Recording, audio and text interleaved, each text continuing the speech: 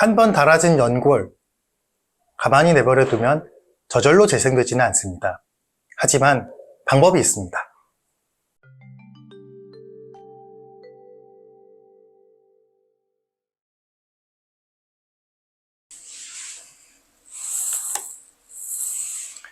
안녕하십니까? 나라라 정형외과 원장 이준범입니다.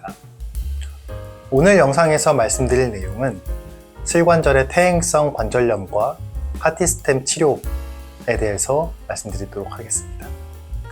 퇴행성 관절염은 나이가 들면서 서서히 연골이 닳아 없어지면서 나타나는 병입니다.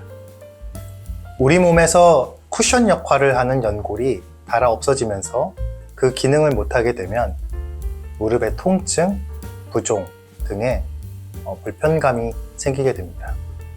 사실 퇴행성 관절염이라 하면 주로는 무릎에서 많이 발생하는 것으로 알려져 있지만 몸에 어떤 관절이 있는 곳에서는 다 발생할 수 있는 병입니다. 슬관절의 퇴행성 관절염은 그 그레이드에 따라 4단계로 분류됩니다. 관절염이 심하지 않은 초기에는 약물치료, 물리치료, 운동치료 등의 보존적 치료를 진행해 볼 수 있습니다. 최근에는 주사치료의 발전으로 주사치료로 큰 효과적인 치료의 결과를 기대해 볼 수도 있습니다. 하지만 중기 말기가 되면서 서서히 연골이 닳아 없어질 시기에는 이런 보존적인 치료의 효과는 떨어지게 되어 있습니다. 따라서 수술적 치료를 중기 말기로 갈수록 조금 더 고민을 하게 됩니다. 슬관절 퇴행성 관절염 수술적 치료에는 기존에 어떤 치료법이 있었을까요? 이전까지만 해도 슬관절 퇴행성 관절염에서는 인공관절 치환술이 가장 큰 그리고 중요한 치료 방법이 되었습니다. 왜냐하면 연골은 한 번 닳게 되면 다시 자라거나 회복되지 않는다고 알려져 있기 때문입니다. 그래서 퇴행성 관절염 말기에 연골이 다 닳고 뼈가 변형이 온 경우 기존의 수술적 치료 방법으로는 인공관절 치환술을 했습니다. 이 인공관절 치환술은 그 결과가 굉장히 좋습니다. 현재까지 알려진 바로는 평균 수명 20년가량을 보장되고 있습니다.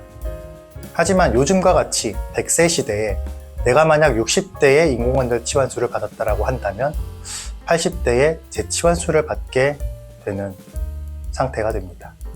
재치환술이란 기존의 인공관절에 뭔가 문제가 생겨서 다시 인공관절 수술을 하는 경우로 재치환술도 수술적 치료의 결과가 나쁘진 않지만 수술 자체가 굉장히 크고 환자에게 또는 의사에게 부담이 되는 수술 방법이 됩니다. 따라서 인공관절 치료, 좋은 치료지만 어떻게 하면 이것을 늦출 수 있을까가 현재 정형외과 의사들이 고민하고 있는 부분 되겠습니다. 그렇다면 한번 손상된 연골은 정말 다시 회복되지 않는 것일까? 그냥 내버려 두게 되면 연골은 다시 회복되진 않습니다. 연골을 재생시키기 위한 그간의 여러 가지 치료 방법에 대해서도 많은 연구가 진행되어 왔습니다. 미세천공술, 드릴링, 골연골 이식술, 최근에는 카티스템이라는 치료 방법이 소개되고 있습니다.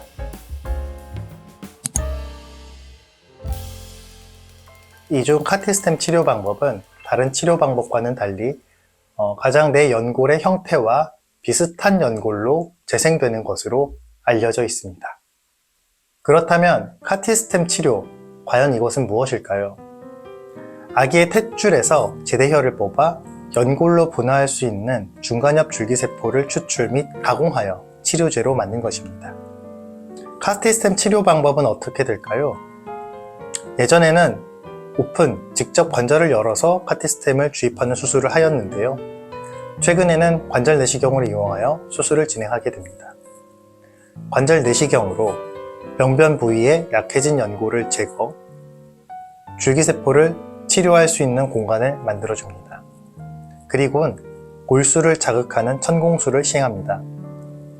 2mm 내지는 3mm 되는 드릴 이용해서 충분한 깊이의 구멍을 만들어주고 여기 위에 카티스템 준비된 치료제를 주입하게 됩니다. 대개의 수술 시간은 30분 정도 가량 걸립니다. 경우에 따라 무릎에 정렬이 바르지 않은 경우 절골술을 동반한 수술을 시행하기도 합니다. 수술 이후의 관리는 어떻게 해야 될까요? 대개 6주 정도 수술 부위 안정이 필요합니다. 이때에 초기 연골이 형성되는 것으로 알려져 있습니다. 따라서 초기 6주 때에는 보조기와 목발 사용을 하시고 가급적 체중을 많이 부하하는 동작을 삼가하시는 것을 권장드립니다. 연골이 초기에 잘 생착되고 이후에 점차적으로 강도에 견딜 수 있는 연골로 강화되는 과정은 대략 1년 정도 걸리는 것으로 알려져 있습니다. 이상은 카티스템에 대해서 알아봤습니다. 오늘의 영상이 도움되셨다면 구독과 좋아요, 알림 설정 부탁드리겠습니다. 감사합니다.